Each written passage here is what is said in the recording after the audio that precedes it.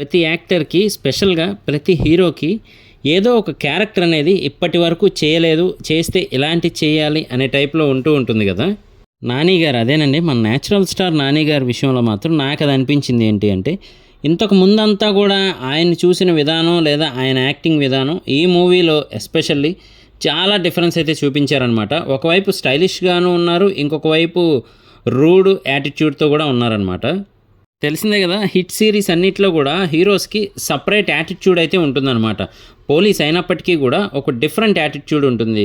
ఉదాహరణకి మన విశ్వక్సేన్ గారికి కానీ లేదా అడివిశేష్ గారికి కానీ, ఇప్పుడు మళ్ళీ మన న్యాచురల్ స్టార్ నాని గారికి కానీ ఆ యాటిట్యూడ్ అనేది కంటిన్యూ చేస్తూ వస్తున్నారు శైలేష్ కొలన్ గారు అయితే మాత్రం.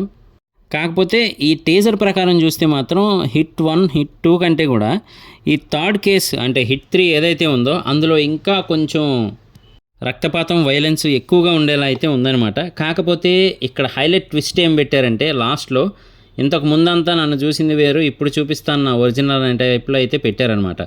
అంటే మరి ఈయనే నెగిటివ్ షేడా అనే టైప్లో కూడా మనం అనుకునేలా ప్లాన్ చేశారు టీజరు. కానీ ఏ మాటకు ఆ మాట అసలు మరీ దారుణంగా చూపించారని చెప్పొచ్చు నాని గారిని అయితే మాత్రం. డైరెక్ట్గా పోలీస్ స్టేషన్లో అలా హ్యాండ్ మీద కొడుతూనే ఉండడం కానీ, లేదంటే లాస్ట్లో ఆ వైట్ సూట్లో ఉన్నప్పుడు నరకటం కానీ, ఇదంతా చాలా వైలెన్స్గా అయితే ఈయన క్యారెక్టర్ని డిజైన్ చేశారు. అలాగే మరి తెలిసిందే కదా, మెయిన్గా ఈ హిట్ అనే సిరీస్లో మనకి ఎక్కువగా మర్డర్స్ జరుగుతూ ఉంటాయి. అవి కూడా ఒక డిఫరెంట్ వేలో జరుగుతూ ఉంటాయి అన్నమాట.